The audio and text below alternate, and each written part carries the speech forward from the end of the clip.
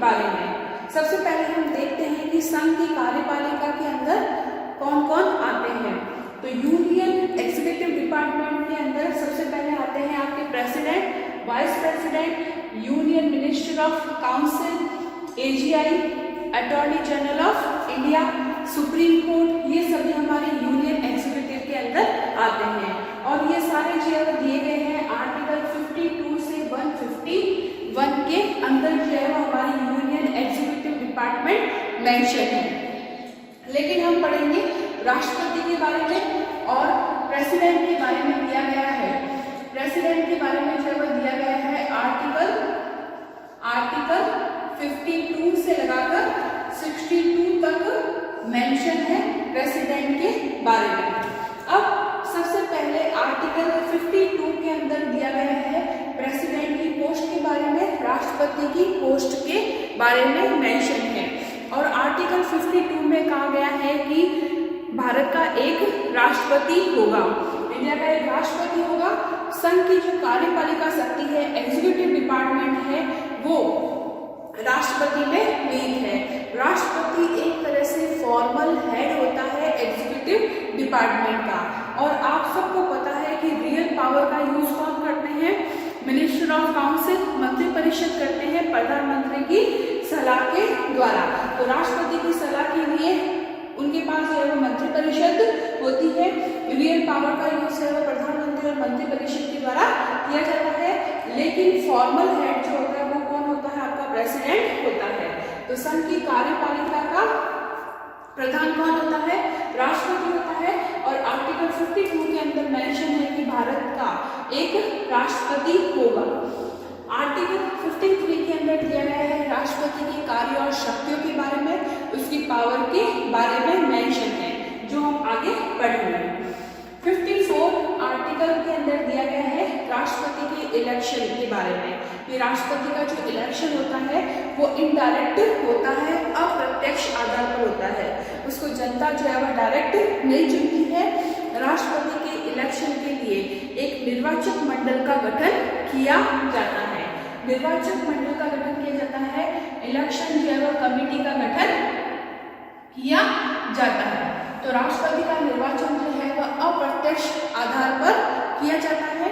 और राष्ट्रपति की जो वोटिंग है वो क्लोज वोटिंग होती है, गुप्त मतदान प्रणाली का यूज इसके अंदर किया जाता है, क्लोज वोटिंग सिस्टम का यूज इसके अंदर किया जाता है।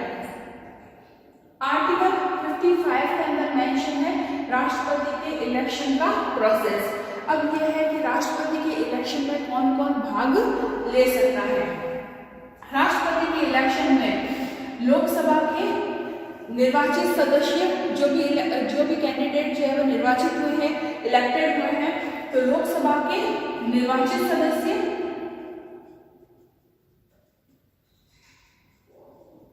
ठीक है, प्लस राज्यसभा के निर्वाचित सदस्य,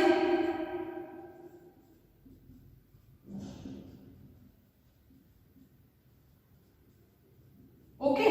तो लोकसभा और राज्यसभा के निर्वाचित सदस्य राष्ट्रपति के इलेक्शन में भाग लेते हैं, इस निर्वाचक मंडल के मेंबर होते हैं।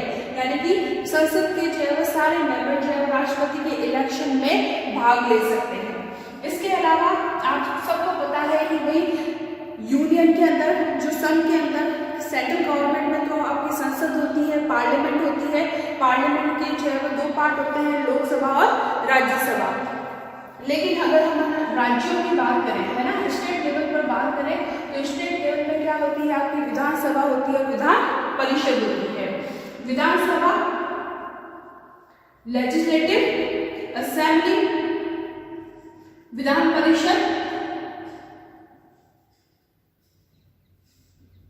Legislative council. तो स्टेट पर क्या होती है, आपकी विधानसभा होती है और विधान परिषद होती है। विधान परिषद जो है वह कुछ ही राज्यों के अंदर है, जबकि विधानसभा जो है वह हर राज्य के अंदर होती है। तो राष्ट्रपति के इलेक्शन में विधानसभा के निर्वाचित सदस्य जो है वो भाग ले सकते हैं। राष्ट्रपति के इलेक्शन में राज्यों के विधानसभा के निर्वाचित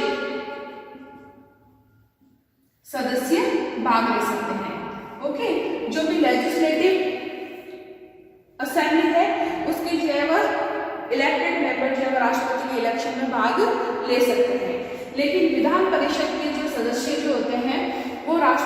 इलेक्शन में भाग नहीं ले सकते हैं। इसके अलावा राष्ट्रपति के इलेक्शन में भाग लेने के लिए दिल्ली और पुदुचेरी, दिल्ली व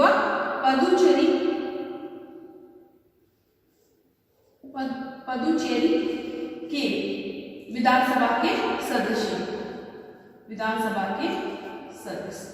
ठीक है। तो राष्ट्रपति के इलेक्शन में संसद के निर्वाचित सदस्य, संसद में आपके लोकसभा और राज्यसभा के दोनों कैंडिडेट आ जाएंगे। जो भी इलेक्टेड है मेंबर वो राष्ट्रपति के इलेक्शन में भाग ले सकते हैं। इसके अलावा जो भी राज्य की विधानसभा होती है, लेजिस्लेटिव जो आपकी असेंबली है, उसके सदस्य जो है वो भाग ले सकते हैं। इसके अलावा दिल्ली और पुदुचेरी जो भी संघीय विधानसभा है उसके मेंबर जो है वो राष्ट्रपति के इलेक्शन में भाग ले सकते हैं। तो राष्ट्रपति का इलेक्शन जो होता है वो अप्रत्यक्ष होता है, इनडायरेक्ट होता है। राष्ट्रपति के इलेक्शन के लिए वोटिंग प्रोसेस जो होता है वो क्लोज वोटिंग प्रोसेस होता है, गुप्त मतदान प्रणाली का यूज किया जाता है। और राष्ट्रपति के इलेक्शन के लिए एक निर्वाचन मंडल का गठन किया जाता है, इलेक्शन कमेटी का गठन किया जाता है। उस इलेक्शन कमेटी में लोकसभा के निर्वाचित सदस्य होंगे, राज्यसभा के निर्वाचित सदस्य होंगे, राज्य की विधानसभाओं के निर्वाचित सदस्य होंगे। इसके अलावा दिल्ली और पुदुचेरी की विधानसभाओं के सदस्य राष्ट्रपति के वोटिंग प्रोसेस में भाग लेते हैं। ठीक है, यहाँ तक आपको क्लियर। उसके बाद में दिया गया है आर्टिकल 56 में बताया गया है पदा अवधि। पदा अवधि का मतलब है कि राष्ट्रपति का जो वर्किंग पीरियड है वो कितने टाइम का होता है। तो राष्ट्रपति का वर्किंग टाइम जो है इंडिया के अंदर 5 ईयर का होता है, 5 साल का राष्ट्रपति का कार्यकाल होता है। इसके अलावा वो अपने स्थान से जो है वह पहले ही पद मुक्त हो सकता है, अवकाश जो है वह धारण कर सकता है ना, रिटायरमेंट को ले सकता है पहले ही, अगर उसकी मृत्यु होने पर भी पद जो है वह खाली हो सकता है। राष्ट्रपति का पुनः निर्वाचन के लिए इंडिया में कोई भी है ना, इंडिया के कॉन्स्टिट्यूशन में कहीं पर भी नहीं दिया गया है, लेकिन डॉक्टर राजेंद्र प्रसाद जो है वो 2 बार राष्ट्रपति नियुक्त किए गए हैं। यूएसए के अंदर राष्ट्रपति का निर्वाचन जो होता है वो पुनः निर्वाचित हो सकते हैं, यानी कि वापस री इलेक्टेड हो सकते हैं, और 2 बार से ज्यादा कोई भी व्यक्ति जो है वो राष्ट्रपति पद को धारण नहीं कर सकता है। लेकिन इंडिया में ऐसा कोई प्रोविजन जो है वो कॉन्स्टिट्यूशन के अंदर मेंशन नहीं है। लेकिन राजेंद्र प्रसाद जो है वो 2 बार भारत के राष्ट्रपति बने हैं। ओके, तो राष्ट्रपति का कार्यकाल जो है वो 5 ईयर का होता है। इससे पहले भी उनकी मृत्यु पर और वो अपने पद से जो है वो त्याग पत्र दे सकते हैं। राष्ट्रपति अपना जो है वो त्याग पत्र किसको देते हैं? वाइस प्रेसिडेंट को देते हैं। योग्यता मेंशन है आर्टिकल 58 के अंदर। राष्ट्रपति की योग्यता के संबंध में भारतीय संविधान में दिया गया है कि वह भारत का नागरिक हो,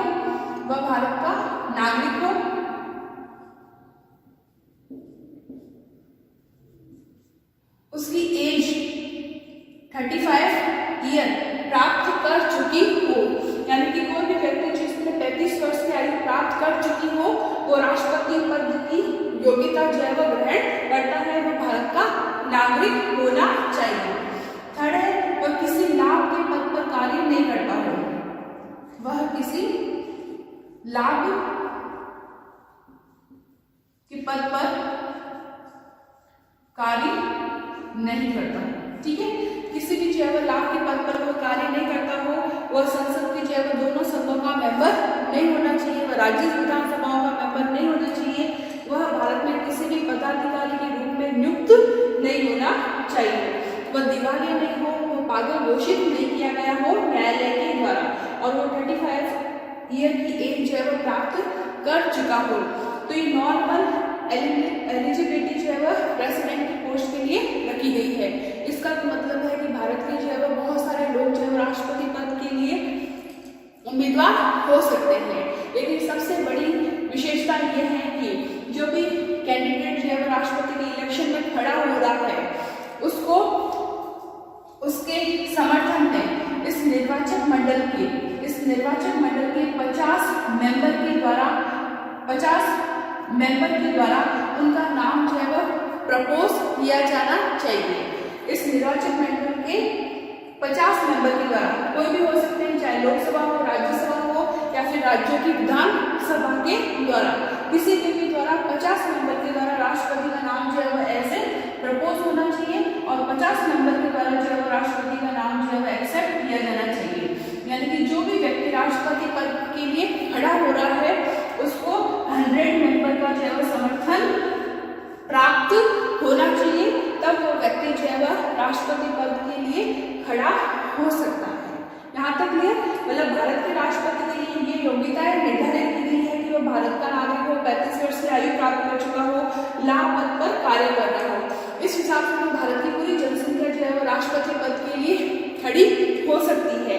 लेकिन इस एलिजिबिलिटी को डिसाइड करने के बाद में राष्ट्रपति पद के उम्मीदवार के लिए जो निर्वाचक मंडल है, जो इलेक्शन कमेटी है, उसमें 50 मेंबर जो है वो उसका नाम प्रपोज करें, प्रस्तावक होने चाहिए और 50 मेंबर जो है उसका नाम एक्सेप्ट करना चाहिए।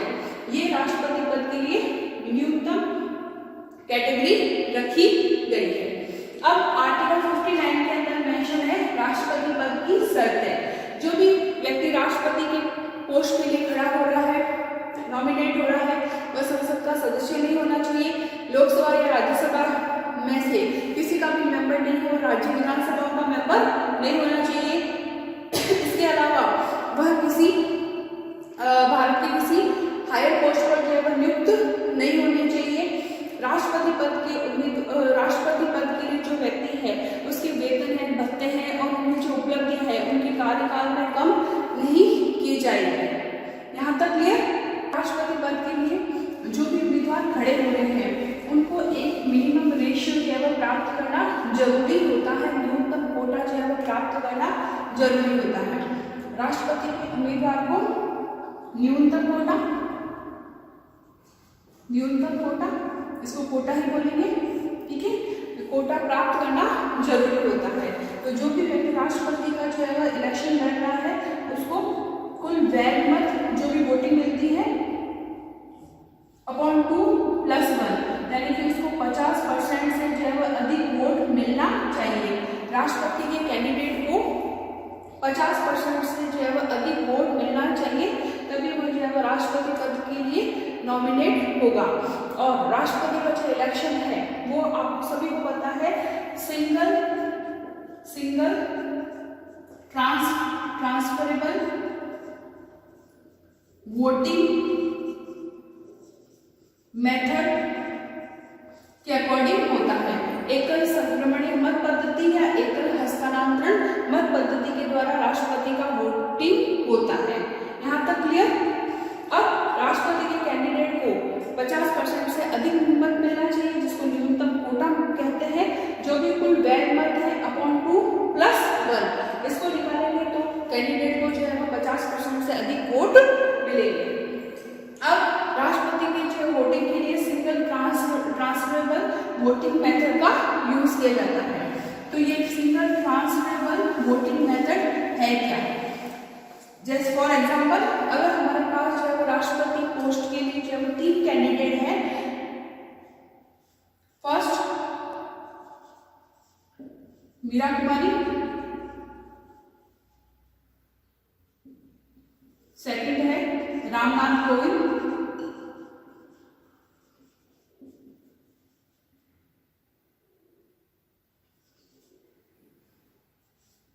और थर्ड है प्रणब मुखर्जी।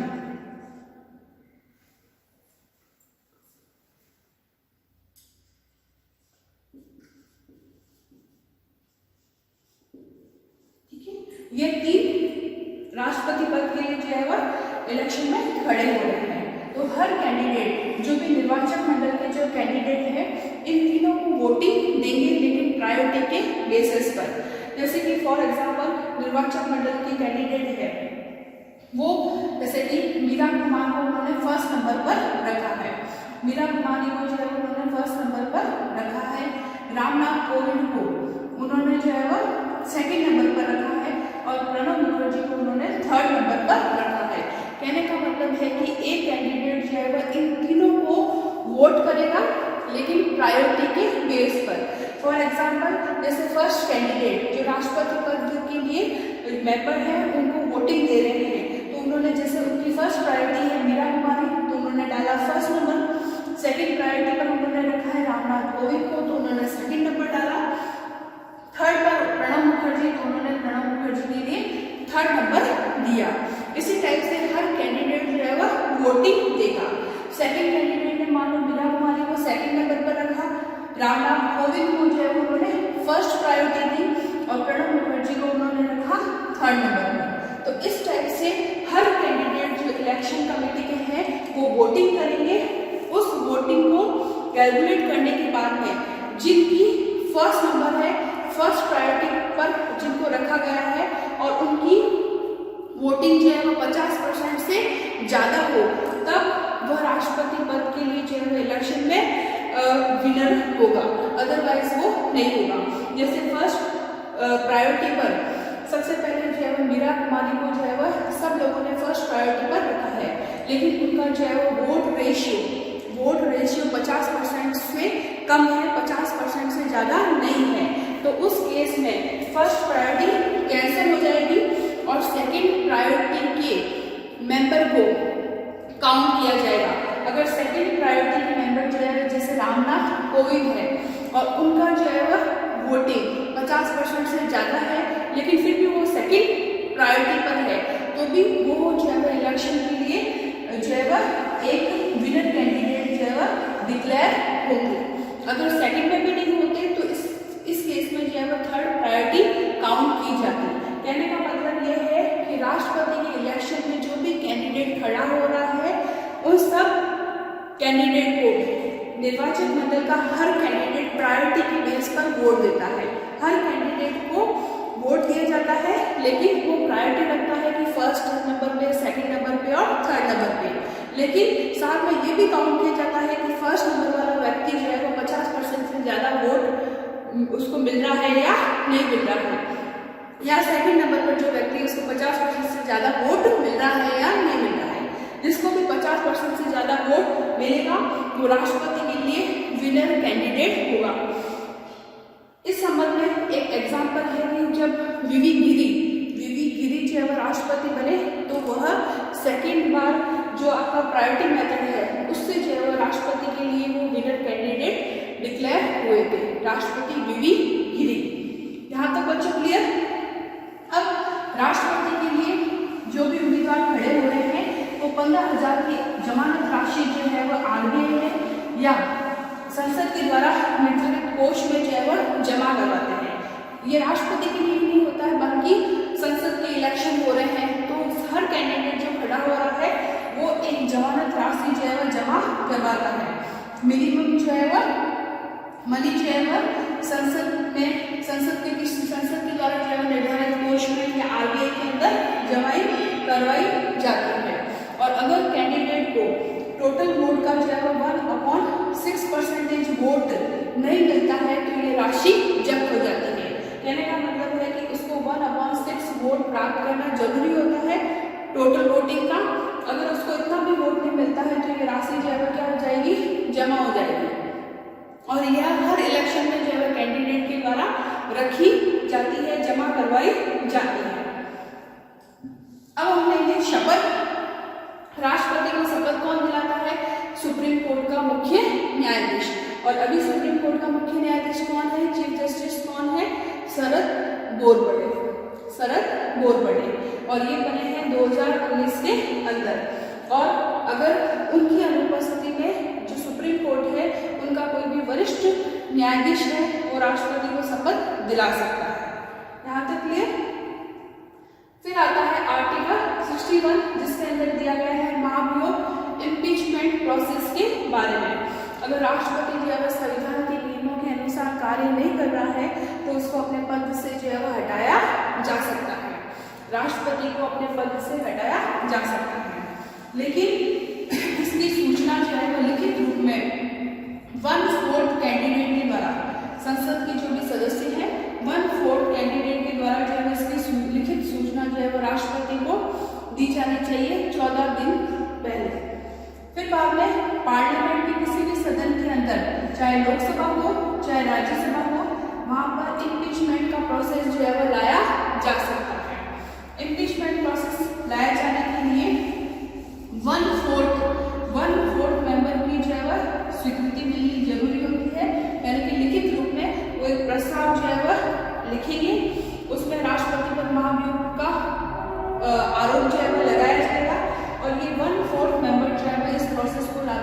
लोकसभा के अंदर। अगर लोकसभा के जो है वो टोटल मेंबर में से दो तिहाई कैंडिडेट जो है इस प्रस्ताव को एक्सेप्ट कर लेते हैं तो ये प्रस्ताव जाता है कहाँ पर, राज्यसभा में। और राज्यसभा में भी अगर 2/3 मेंबर जो होते हैं टोटल कैंडिडेट के अगर उस प्रस्ताव को एक्सेप्ट कर लेते हैं तो राष्ट्रपति को जो है वो महाभियोग की प्रक्रिया के द्वारा हटाया जा सकता है। लेकिन महाभियोग की प्रक्रिया से पहले राष्ट्रपति को 14 दिन पहले सूचना देनी आवश्यक होती है और 1/4 सदस्य जो है वो लिखित रूप में उस प्रस्ताव को लोकसभा या राज्यसभा में पेश करते हैं और लोकसभा के 2/3 सदस्य जो है उस प्रस्ताव को एक्सेप्ट कर लेते हैं तो प्रस्ताव पास हो जाता है, राज्यसभा में जाता है। राज्यसभा के भी मेंबर जो है 2/3 रेशियो से इस प्रस्ताव को पास कर लेते हैं तो प्रस्ताव जो है स्वीकार हो जाता है और राष्ट्रपति के इम्पीचमेंट प्रोसेस से हटाया जा सकता है। यहाँ तक क्लियर? राष्ट्रपति की जो सैलरी है इंडिया के अंदर वो 5 लाख है। इसके अलावा राष्ट्रपति को जो है वो बहुत सारे जो है भत्ते और उपलब्धियां दी जाती हैं। राष्ट्रपति को जो है निःशुल्क जो है सरकारी आवास का उपयोग करने की सुविधा भी प्राप्त है। उसको हॉस्पिटलिटी की जो है फैसिलिटी भी मिली हुई है। उसको जो है हवाई यात्राएं जो है रेल यात्राएं फ्री में जो है दी जाती है। इसके अलावा उनके साथ जो है किसी एक मेंबर को भी फ्री में जो है ट्रैवलिंग करने की अनुमति जो है मिली हुई है। इवन राष्ट्रपति की जो है जीवन साथी को भी जो है 30,000 रुपये असिस्टेंट के तौर पर जो है दिया जाता है और राष्ट्रपति की जो सैलरी है, वेतन है, भत्ते हैं उनके कार्यकाल में कम नहीं किए जाते हैं।